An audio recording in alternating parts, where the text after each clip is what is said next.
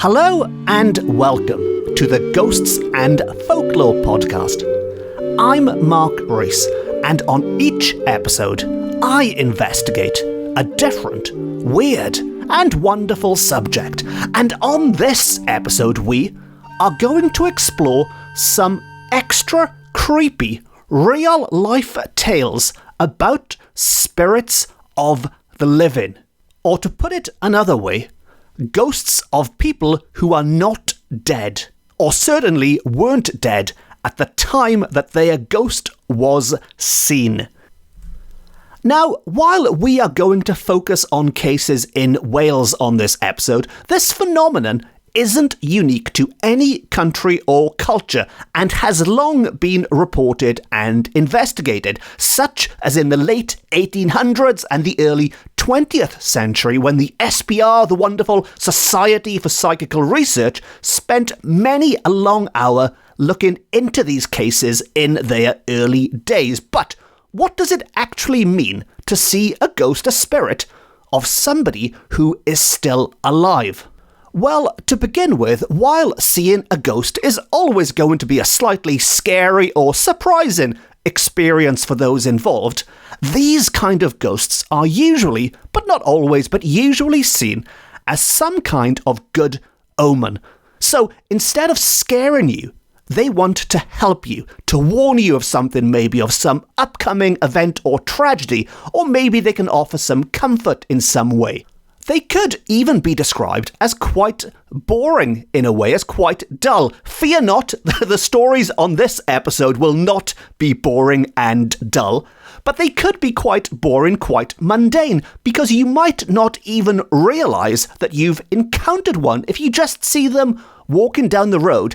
It's only when you attempt to interact with them that they might disappear or do something else slightly out of character, and that is when you realise that you've seen a ghost or you've seen a spirit of the living.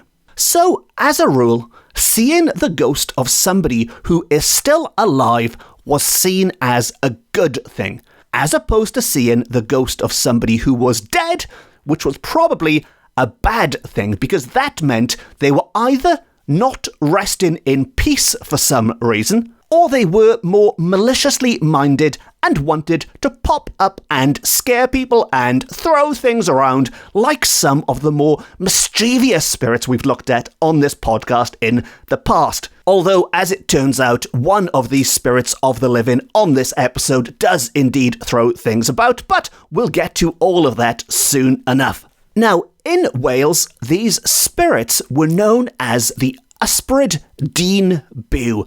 Ysbryd Dyn Byw, which translates as the living man's spirit. And despite the old-fashioned name, they were not all men. Maybe a better name nowadays would just be Ysbryd Byw, which means living spirits. But the tales we are going to look at on this episode come courtesy of the writer Jonathan Caredig Davis, and he tells us that in the early 1900s, a good many people in Wales who laugh at the idea of a ghost readily admit the possibility of the appearance of a living man's spirit, an Ysbryd Dyn Byw, and that these spirits were sometimes heard without being seen. And this, in and of itself, I find quite interesting, because for a lot of people, belief in ghosts is very much a yes, no, maybe thing. Either yes, you believe, no, you don't, or you're somewhere in between, you don't know, you're sitting on the fence, you are a maybe. But in this case, people are picking and choosing. They are believing in one kind of ghost, but not another. So those bad ghosts, those malicious poltergeists smashing up houses, nah, no such thing, what a load of rubbish. But on the other hand, these spirits of the living, yes, I can go along with that, I can believe in that. And that is very much the case in our first tale, which concerns a Miss Pergin who lived in the village of Pontcharn in Llandysul, Ceredigion, who told Davis that when she was a little girl of about 11 years of age, a certain man who lived in that neighbourhood had gone from home for some months, and just about the time when he was expected to return, the little girl was one day walking along the road near the village about 2 o'clock in the afternoon, and she suddenly met the man coming home. He was coming along the road towards her and looked at her, and then suddenly disappeared through a gate into an adjoining field. She was very much surprised, as the man was not expected home until the next day. The next moment, 2 sisters of the man appeared on the scene, and the girl informed them that she had just seen their brother, and inquired whether they had met him as they passed along the same road about the same time. But they, in reply, positively affirmed that they had seen no sight of him on the road or anywhere else since he left home, and that the girl must have been dreaming or inventing some idle tale, for their brother was not returning home till tomorrow. So, to recap that quickly, this girl believes she has seen a man from the village who has been away for a few months walking towards her before disappearing into a field. And when she tells the man's sisters about this, they don't believe her because he isn't due home until the following day. And so it was that about 2 p.m. the next day, the man did come home, and, strange to say, it was found out that the day Miss Pergin had seen him, he was far away from the district, so it was concluded that she had seen his spirit, and that in broad daylight. Sadly, Miss Pergin did not like to give the man's name, but nevertheless, she'd seen a ghost in broad daylight, or so she believed. But besides being a nice little anecdote, what was really going on? Well, another woman called Mrs. M. Davis, living not too far away in the small Carmarthenshire village of Llanybri, told Davis her own tale of encountering a supposed living spirit in the area. And it took place when she was a young woman, so I'm guessing that would have been sometime in the second half of the 1800s. And it was as she was going home one evening on a moonlit night, the perfect time for seeing ghosts. As she walked along, the moon lighting her way, to her great surprise, she saw an old woman known in the neighbourhood as Rachel the Weaver, sitting by the roadside and busily engaged in knitting a stocking. As you do, sitting by the roadside, knitting a stocking, and the young woman ran home as fast as she could and told her mother what she had seen. "Ach a bhí," said her mother, "something strange is sure to take place after this."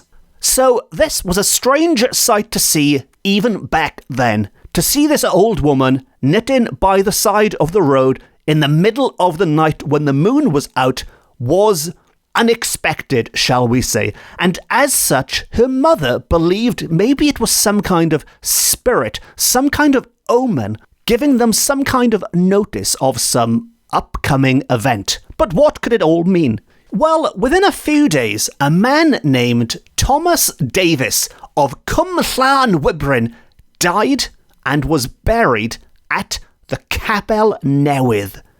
As the funeral procession passed along, there was Rachel the Weaver sitting by the roadside and knitting her stockings at the very same spot where her spirit, as she is described, had been seen by the young woman on the moonlight night. The old woman had gone to sit by the roadside in order to watch the funeral procession passing. So the suggestion in this case is that the spirit the girl saw was some kind of premonition of a real event that would take place during the funeral. And while phantom funerals are a popular sight, a popular form of omen in the folklore of Wales, where somebody sees a funeral being played out at the dead of night, and soon after, the person whose funeral it was does indeed take place as if the scene is reenacted. In this case, it was the old woman watching the funeral rather than the funeral itself that was seen. But there is more to come from this family, and one of Mrs. Davis's sisters, a Mrs. Weeks of Llangunnog, also gave a quick account of another of her mother's experiences of seeing an ysbryd dyn byw, and it goes like this. Mrs. Weeks's mother, when a young girl living with her parents near Llanabry, Carmarthen, went out one evening to fetch some water from a well close by, and she saw, as she thought, Thomas of Felingum standing near the hedge. "Thomas," says she, "what do you want here?" The man vanished into nothing all at once, and so she perceived that it was his spirit she had seen. Thomas, as it turns out, was in love with her, we are told, but she had refused to have anything to do with him. As such, maybe unrequited love is the reason for causing this spirit of the living to linger. Now, the next tale relates to a different family, one of Davis's own family, the writer's own family, and it concerns his grandfather, a Mr. John Evans from Llandewi Brefi, who had died some 55 years before this story was published, and it goes like this. Mr. Evans one day had gone to Aberystwyth, either riding or driving, as this was in the days before the introduction of railways into that part, and the distance was over 20 miles. So Mr. Evans was setting off on a 20-mile journey to Aberystwyth, and early in the afternoon on the same day, one of his servants who was ploughing the field saw Mr. Evans walking about quite close to him in the field. The servant was surprised at this, as he knew his master had gone to Aberystwyth early in the morning, and when the master came home that night from Aberystwyth, the servant told him that he had seen him in the afternoon in the field. "Well," said Evans in reply, "if you saw me, you only saw my spirit, for I have been away all day." But he did reassure the servant by telling him that to see the spirit of a living man is not a bad sign. And Davis, his grandson, the folklorist writing down these words 55 years later, does come across another tale with many similarities, what he calls a rather curious story from a Mr. T. Lloyd in Dinas Powys, which was published in the local press in 1889, and it goes like this. Many years ago, at a farm called Ystrad Tylo, near the pretty village of Llanrysted in Cardiganshire, the servant girl was sent to the field to fetch home the cows for milking. And while in the field, she saw her master doing something there. The master's name was Williams, and he was a near relation to the eminent scholar Reverend E. Williams, M.A. of Lampeter. When, however, the servant girl returned home, she was astonished to find her master in the house. "How in the world did you come home so quick?" she asked. "Just now I saw you in the field." He replied that he had not been from the house during the afternoon and added, "Look here, girl, that was not a bad sign." Once again, somebody reassuring a servant that was not a bad sign at all, but if you will see me like that after my departure, you may depend that I shall be in a place of torture. It was a general belief that of the dead, the ghosts of the wicked only were to be seen. So, as mentioned at the start, this particular belief in ghosts, on the one hand, is comforting.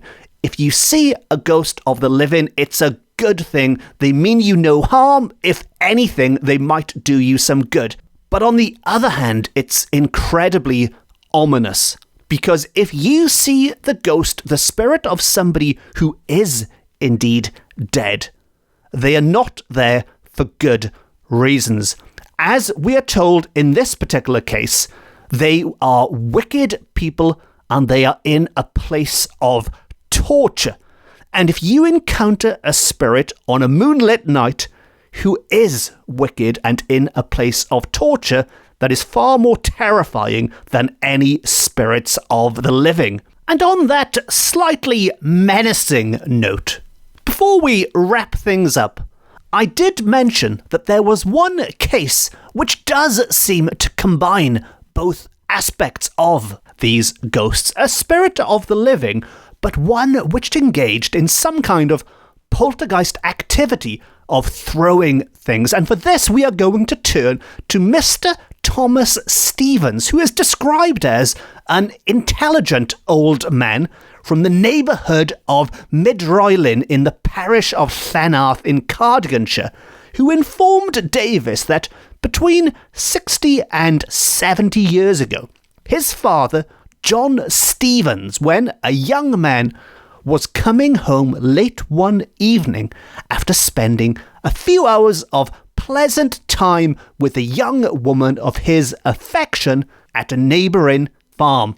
Now, this is a very popular starting point for many of these spooky old Welsh stories. A man walking home after spending some time with a young woman of his affection, as they put it.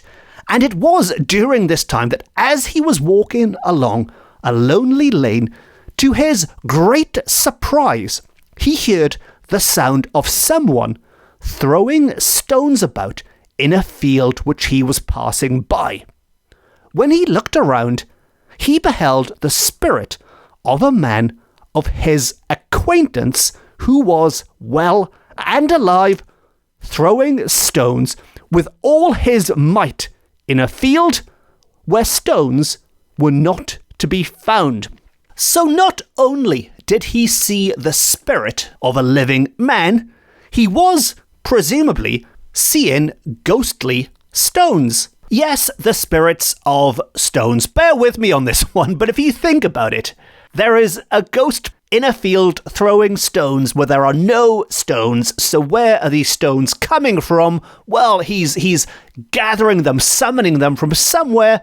So, as far as I'm concerned, they are ghost stones. But anyway, I don't know. Maybe this is a good place to wrap up this episode. Because on what other podcast are you going to hear about the ghosts of stones? Only on this one. Nobody else talks rubbish like I do. So, maybe you have heard of other accounts of ghostly stones or other accounts of spirits of the living. Maybe you have your own accounts. And as always, if so, it's always lovely to hear from people. You can track me down on social media, on Twitter, on Facebook, and on Instagram if you want to share your thoughts or just say hello. And I am sure we will revisit this subject again in the future. And if you don't want to miss that episode or any other episode, please consider hitting the subscribe button if you haven't already. And as always,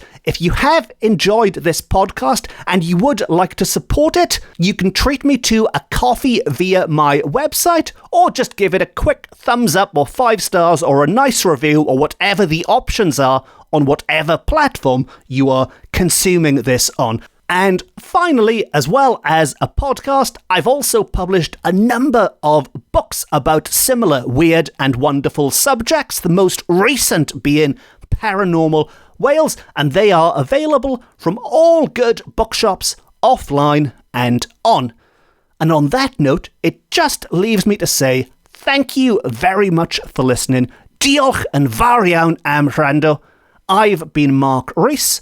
This has been my Ghosts and Folklore podcast, beaming to you from Wales to the world.